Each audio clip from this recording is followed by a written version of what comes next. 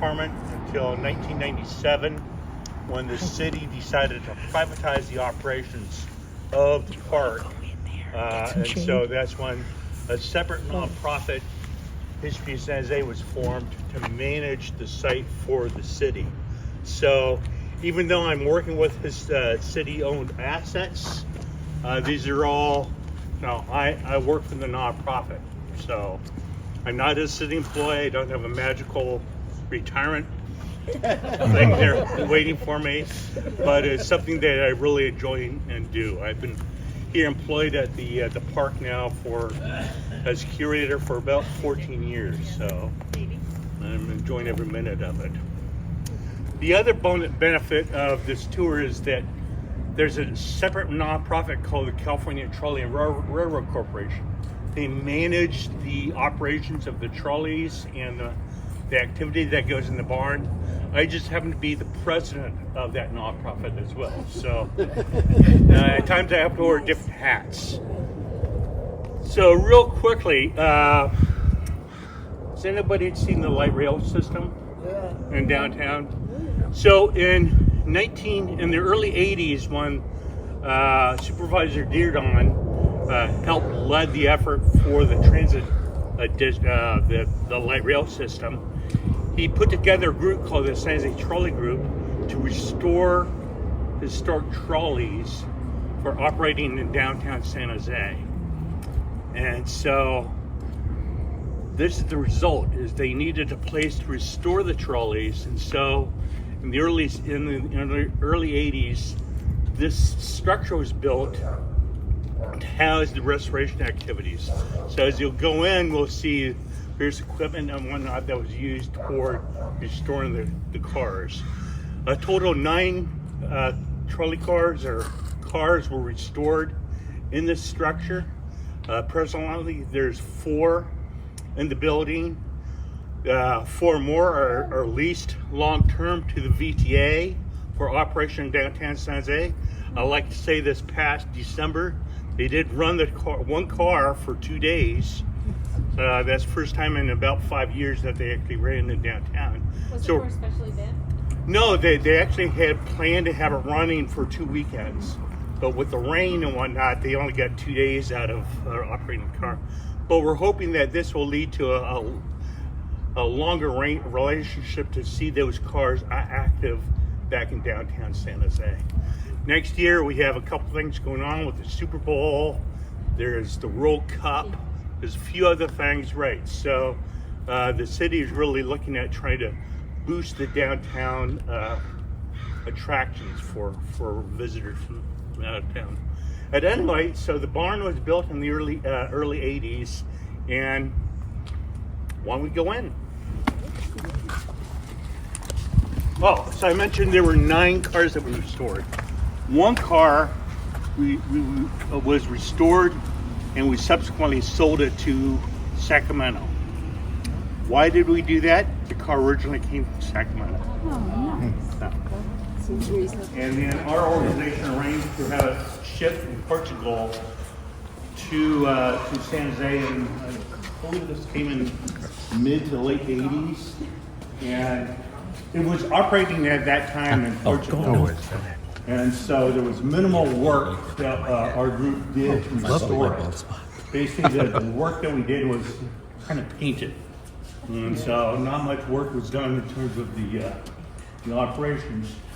But the reason why we got this particular car from Portugal is that in the 20s, there was a company called the JB Grill Company, that they made these cars from 1880 until the 1920s, when these wooden cars, that they stopped making them, but they sold out their patents, the patterns to Portugal. And so even this car was built in Portugal, was built to American, U.S. designs and whatnot. So, and there were some original San Jose cars that ran that was in this style. So that's car 168 from Portugal. So as you see around you, kind of behind here, you see kind of the shop area. Yeah. This structure was built as a shop, not a museum. So, it really is meant for a workshop area. And you see a lot of big machine tools in here. And that in itself, running the machine tools, is a dying art. That you have a lot of kids who are interested into the programming, whereas all these machines are all manual. So it takes a little expertise there. And now I know some things about these machines, but Mr. Bill Trail, if you have any questions on machine tools, he'd be happy to answer. So one thing that we do with the trolleys is we have an active educational program called Historic Transportation. And in that program, we bring in classes in here and talk about various transportation methods, right? And one thing that we have a Model T, a 1912 Model T. Everybody knows the story about Mr. Ford. Then we have this Detroit Electric built in 1960. This is a battery-operated car from 1960. Wow. So at one point, even Mr. Ford thought the future was in electric cars, not gas-powered. But because of the cost of batteries, and then you had the introduction of starters and better carburation systems, that the gas engine car took over. Anyway, that's what we use. That's why these cars are in here, is to help with our education program. Okay? Yes, 1982 or 81, when the San Jose Trolley Corporation is formed, why the interest toward historic trolleys? The Valley has a long history with the trolley car. The first trolley car, actually, it was a horse car line built between San Jose and Santa Clara, was built in 1868. Horse cars. So horse cars were the predominant method of, rail, using the horse and whatnot. And in the 1880s, I want to say 1886, that an effort was made to make the first electrical trolley car line from San Jose to Santa Clara, basically down the Alameda. Well, the overhead lines were unsightly, so the proprietor of that operation decided to underground the wire, the conduit, sort of like a cable car system. Yeah. And so he spent a lot of money putting the wires underground and opened up the line. Well, guess what? Kids found out right away that by putting metal down in the slot, you could actually short out the entire system. And so, sorry, I got my train system here. So in a very short period of time, the proprietor discovered that the underground method of providing power was not going to work. And so they subsequently built the overhead wires and converted the entire system, or that system, to overhead wires. So that was in the 1880s. And so over the next 20 years, more and more additional trolley lines were built. Some were horse car lines initially that were converted to electrical line. Well, by 1920, we had 138 miles of trolley wires in the county. You'd actually go from San Jose to Las Gatas, to Saratoga, even Palo Alto on a trolley car. Wow. And so When was that? that was 1920. 1920. The late Was that called a Peninsula Railway? The Peninsula Railway. Now, by that, until about 1905, all these little lines were owned by independent operators. Oh. And by 1905 to 1910, that Southern Pacific started buying them up. And so by 1920, all the local trolley lines were owned by Southern Pacific, including the Peninsula. You had, at that time in 1920, you had basically two lines. You had the Peninsular in the San Jose Railway Company. Well, so all the trolleys were owned by Southern Pacific. So if you look on a map here, you can see I got three panels here. One's about San Jose Railroads, the other one about Peninsular, and then our current system. Kind of show you how transit was used in various areas. But when you look at the map of the San Jose Railroads, all those heavy lines Here. on the far right, or left, excuse me. Okay. All those dark lines are all trolley car lines. So just think about it. They were crisscrossing all throughout downtown.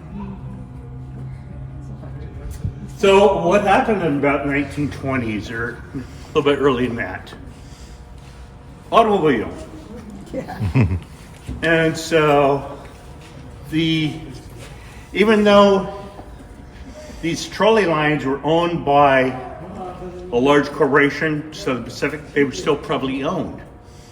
They were paying taxes for all the improvements that they made to their lines. And then you had the advent of the private automobile, that the users of the automobiles, they didn't have to pay for the upkeep directly. They paid through taxes and whatnot.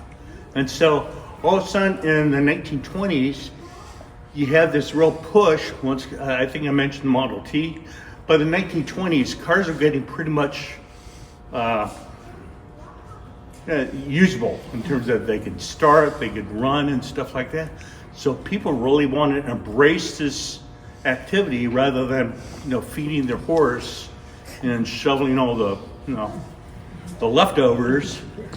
And so people were embracing the automobile and using all these roads that now cities were improving on. So about 1920, there was a big push by the communities to get rid of trolleys. And so over the course of the next 18 years, that the local lines try to keep pace with the needs and try and keep the lines running, but slowly they started cutting back service. One of the things that was a hindrance for these private trolley lines is that anytime they wanted to raise their fares, they had to go before the public commissions, and often the public commissions would say no. And so the only thing that they could do at that point is to try to reduce their expenses. And so we'll go further. So the typical trolley car you see here is the red car, the 124 car. It was operated by two people. We'll get further closer, but the yellow car back there was what's called a burning safety car. The reason for that is that they were able to operate with only one person. And so that was one of the ways that trolley corporate companies tried to reduce their expenses. One of the largest expenses was labor. So obviously reducing from two people per car to one person in that way. And Ken, was there one that was a Jewett car? A Jewett? Yeah. Isn't that the heavier car, the heavier street car? So Jewett cars, I think, where's Bill? I think Jewett cars were more for the interurban cars, like for the Peninsular. So 124 here is made by the American Car Company in St. Louis. So, the Peninsular cars, what's called interurbans, these were the ones that went to Saratoga or Los Gatos or Palo Alto. They're a little bit more heavier, robust, because they had longer distance to travel. So that's. So each of these companies that were individual had their own maintenance stations. You're right. and- Yeah. Okay. And then eventually they were all consolidated Right. and owned by Southern Pacific. Okay.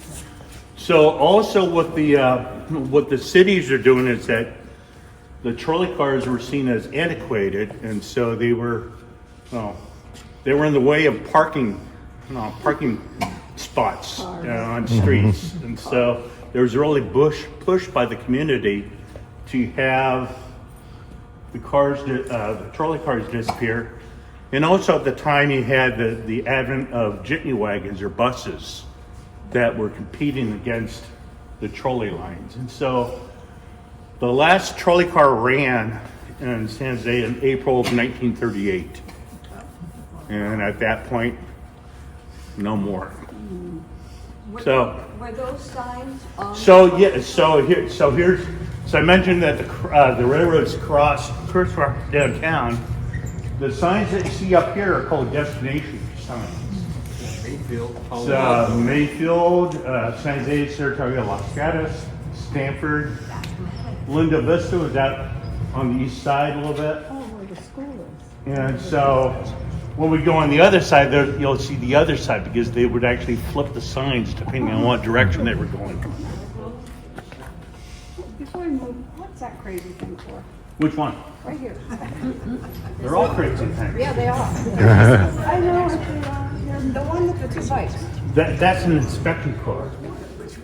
So, Because tracks have a lot of maintenance that you have to do. And so there would be crews that were assigned, say, a section of 5 to 10 miles of maintaining.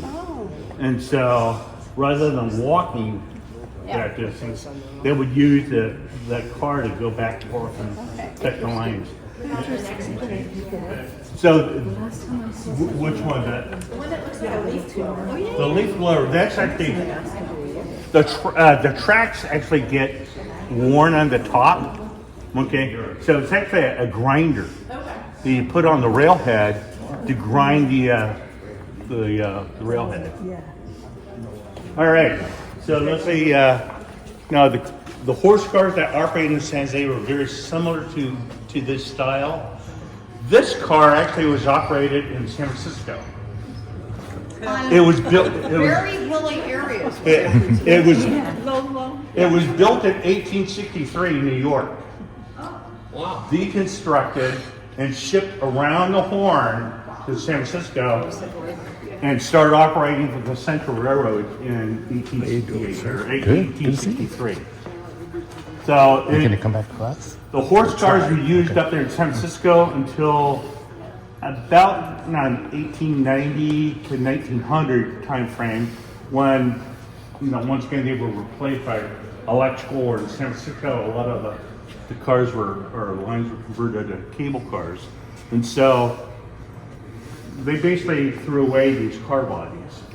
This car was used as a garden shed somewhere on the avenues out there on west San Francisco. The Richmond district. Richmond district. Thank you. And then in the 40s, it was actually donated and moved to the Maritime Museum in San Francisco.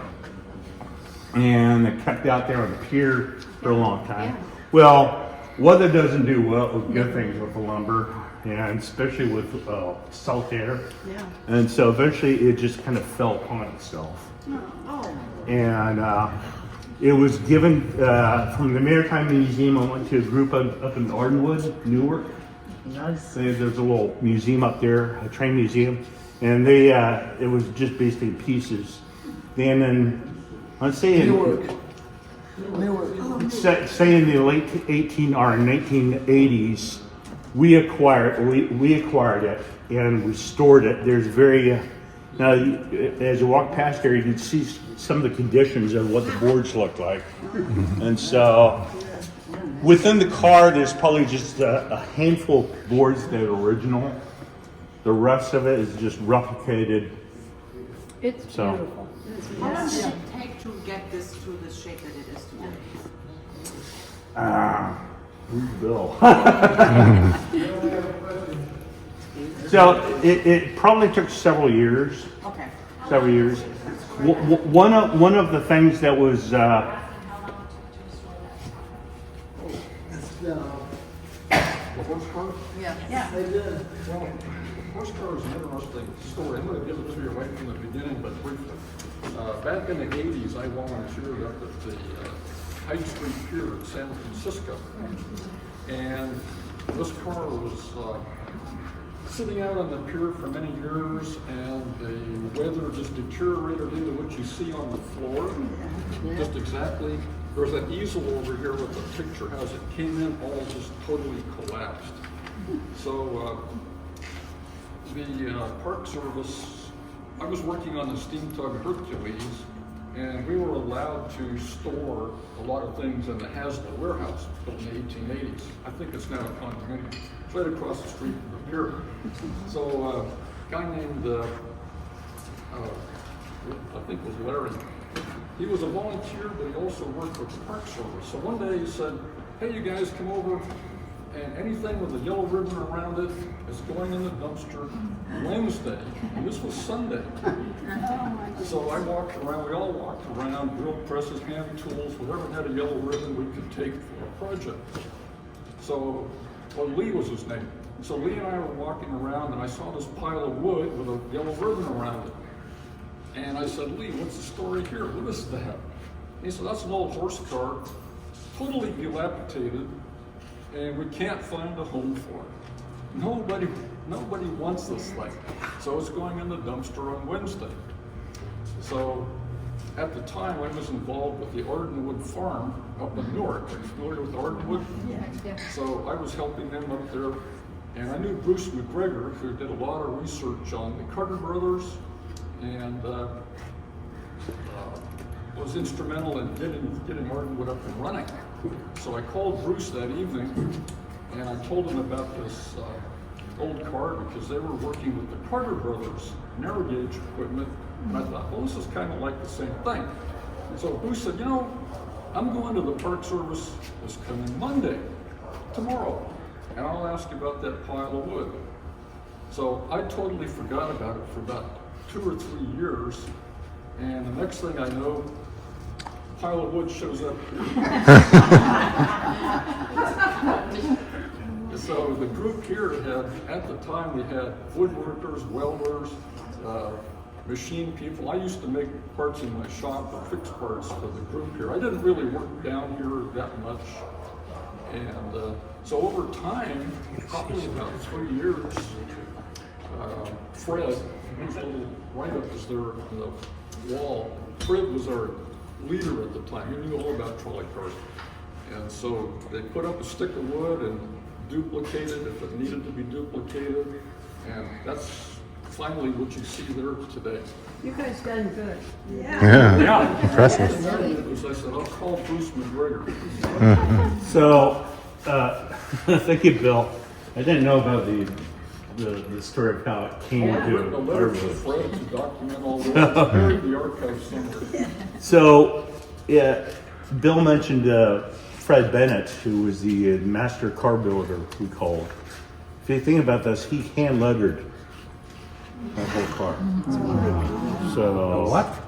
hand lettered the scroll work, all the No stencils, huh? no stencils. Wow. So it was a beautiful car. And so the only thing that's lacking, of course.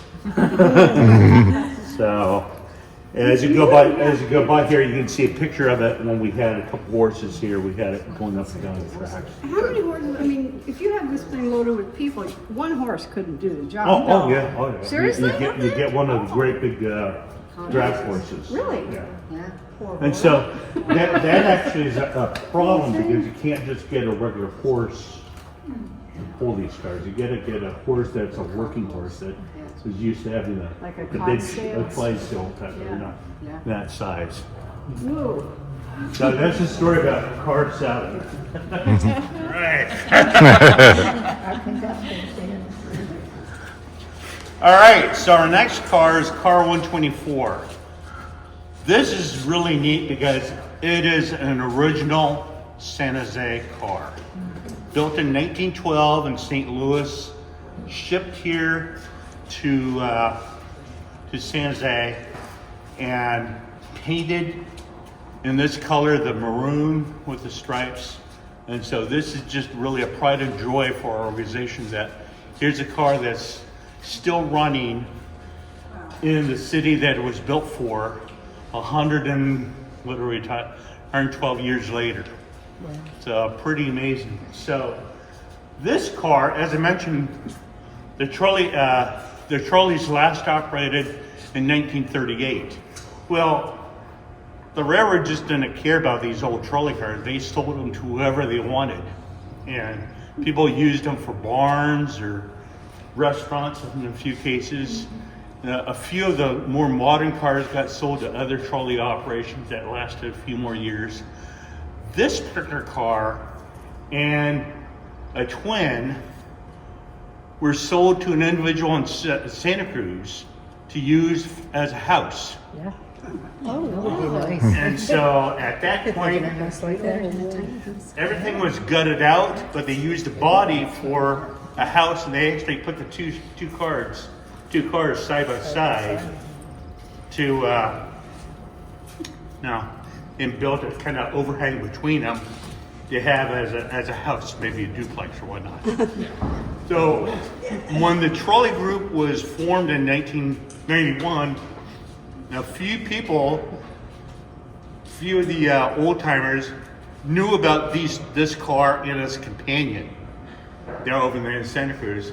And that was one of the impetuses for starting the organization, was to acquire this car and the other car for restoration to operate in downtown San Jose.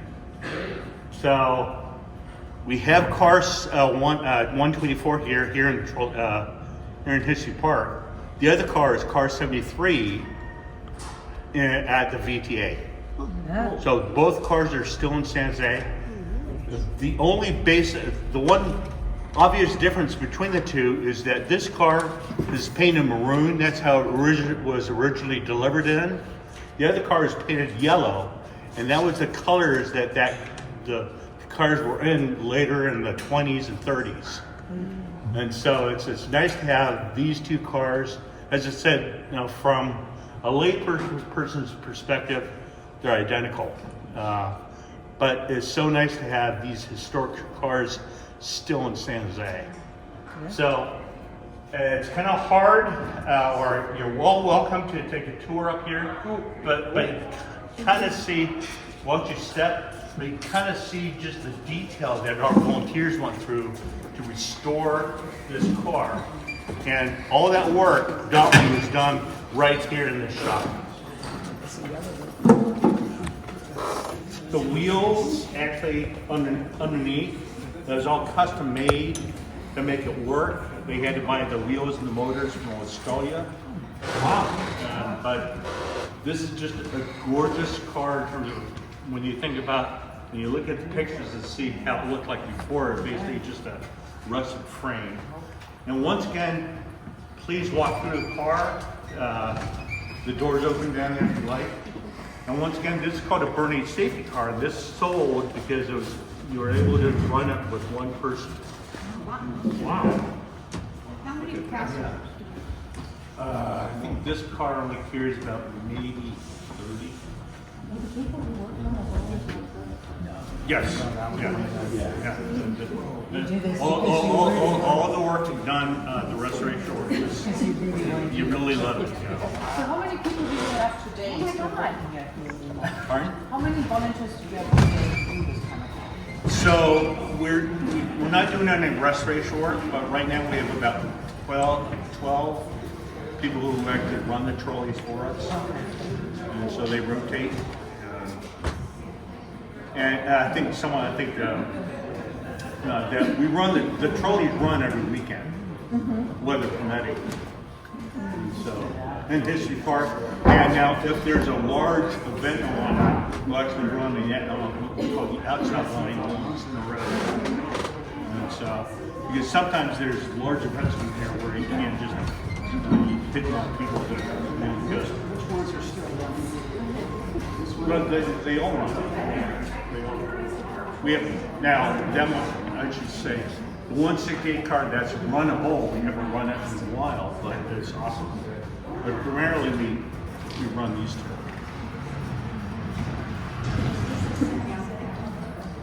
Yeah, the yellow is the same. Yeah. Steam locomotive. Yeah. Little Buttercup, yes. So,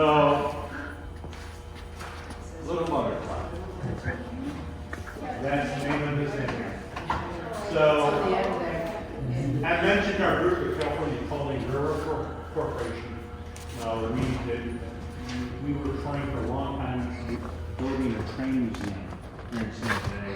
Usually we hope to put it in the fairgrounds, that didn't fall through, or that didn't work out. The big centerpiece of the train museum was going to be the old Southern Pacific Rail roundhouse. So we had all these pieces. We have a large steam locomotive. Anyway, the group was interested in acquiring more equipment, and in 2000 or early 2000s, the curator at the Sacramento State Railroad Museum contacted me about Loto Buttercup. Said, would you like Loto Buttercup? How could you resist? Exactly. So there's actually a backstory of why Loto Buttercup is here. It was built in 1889 for the San Francisco Terminal Railroad off the wharf up in San Francisco in 1899. And it was 1899. And it was used there for a couple of years to help switching cars on and off the ferry thing. But the interesting thing about Little Buttercup is I found a newspaper article from the San Francisco Call. They were all happy that Santa Fe had their first passenger train arrive in San Francisco, and it was pulled off the ferry by this locomotive. Not a week later, another ad or a thing in the paper mentioned the engine at that point. Well, they were switching cars off the trolley, off the ferry. They forgot to secure the bridge between the wharf and the ferry. So this locomotive actually got into the bay. So what does the bay have? Salt water, right? So brand new engine, brand new boiler. They had to replace the boiler because the salt. Plus, you can't dip a hot boiler in ice cold bay water. Right. Instantly. So this little locomotive ran for the Santa Fe Railroad for a number of years. It moved to Needles, California. There's a big engine terminal in Needles. And so they used this engine. It didn't look like this at that time. This engine just shuttled other engines around. There's a picture on one of the panels down here that shows its original appearance. Originally, it was built with what's called a tank over the top. So, carry the water here. Well, in 1947, there was a thing put together back in Chicago called the Chicago Rail Fair. And they invited all these railroads to come in and display their locomotives. Well, the call went out on the Santa Fe Railroad, hey, we need to find an old locomotive to take to this Chicago Rail Fair. Well, they found this old steam engine in Needles, California, and hey, why don't we just take that locomotive and make it look old? So they took out the tank, they put this big smokestack on it, this headlight on it. They painted the colors with gold and the red, and in the back beyond the window you can see the tender that they had for it. So they built because they wanted to make it look like a steam engine. And they ran it in Chicago in 1947. Do you know what the tender came up with? No. They just pulled it. They just the pulled. train. Well, they had a pageant that they had this train on, right? But from Needles to Chicago. No, they put it on train to Oh, get there. all right, Okay. So Chicago Rail Fair, you kind of look at there's YouTube videos about that. Well, there were other railroads like the Pennsylvania and the Baltimore and Ohio that had really old, legitimate old locomotives, right? Not something that was, excuse my term, bastardized to make it look like an old locomotive. And the officials at Santa Fe got embarrassed because of this locomotive. So the rail fair ran from 47 to 1948. Well, over that winter time, the Santa Fe got another locomotive, an older locomotive, and properly restored it to its original appearance. And he put Little Buttercup on the back burner. But it stayed in their shops, and it was actually used in a couple movies in the early 50s. And Cool. and How did you get that name? and Little Buttercup, it was just something that they pulled out. So it looks like a little buttercup? Little Buttercup, right. So in 1986, the Santa Fe Railroad donated it to the Sacramento State Railroad Museum. And then subsequent to that, the State Railroad Museum, like any other museum, was run out of space. So they had to go through what's called a decession process, or where things go. And the curator up here, a friend by the name of Kyle Wyatt, he knew the story about Buttercup in terms of originally it was in San Francisco. And he thought it would be appropriate to try to get the locomotive back into the Bay Area. But the one condition that he had, that he told me directly, is that Buttercup has to be inside. Because it's been inside for 60 years now. He didn't want it to go outside. You know, the tender over there, he could care less about that, but the locomotive itself, no. So for the price of transportation, we got an intact steam locomotive. So that's why Buttercup is here. What I don't understand, What are those handles, are those where people would hang on, or what? But here, Yeah. well, when you have to get up and work on something like getting the light or work on the bell, you need something holding You on it. mean somebody just didn't hang on?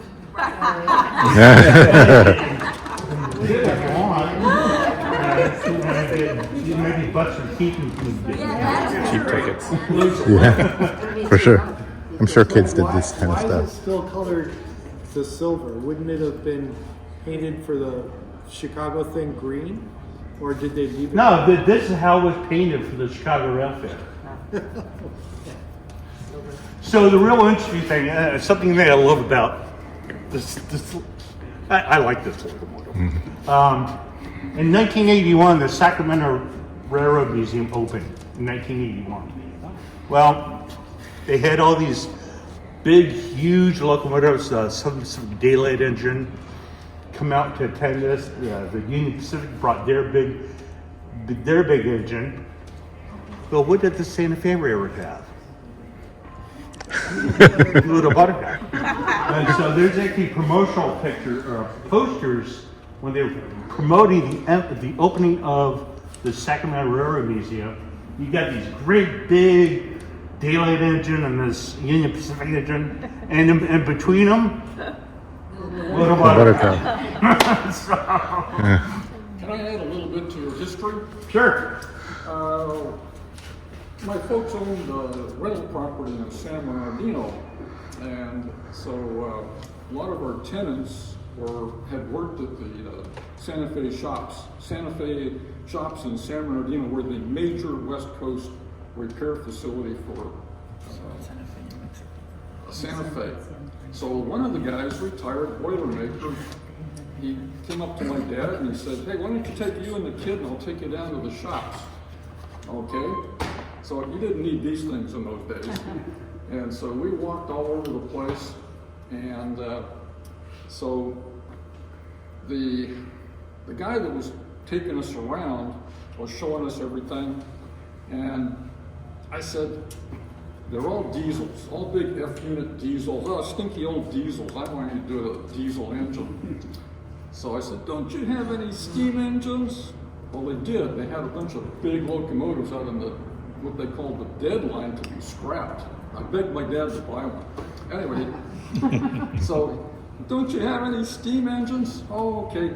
Into the roundhouse we went, and he calls a couple guys over, and he's blah, blah, and he goes over, and the two guys get up, and they pull up a tarp. And what is under that tarp? This is 1958. I'm about 9.5 years old. The Little Buttercup. Oh. So it was stored in Santa Fe shops in San Bernardino for many years. So one of the stories that going around about the Santa Fe Railroad is through the 60s and 70s when they would have what was called a power shortage, where they didn't have enough locomotives. The joke was, well, maybe it's time to get Little Buttercup out to get back and help them with the power. So, Are you planning to store it, to running it, or is It that? has to stay inside. so Or just it would be a lot of money. It'd be a lot of money. So, Ken, somebody was asking about water. I guess Pacific Hotel. would be- Pacific Hotel. Oh, sorry about that. Also, that's where the bathrooms are in the Pacific Hotel. Okay. You can get water at the Pacific Hotel. How did it get the name Little Buttercup? Was that a song? That was a song, I think, somewhere, and when they were maybe the marketing person in 1947 thought, oh, let's go with Little Buttercup. And so, there was an earlier locomotive on Santa Fe that was called the Little Buttercup. Looked nothing like this, but so They just like the name. they like the name. I know some people will need to be going, and before we conclude the tour, I just wanted to thank Ken and big applause for him. And also, Thank you very much. Bill was a last minute. I'm glad that you came.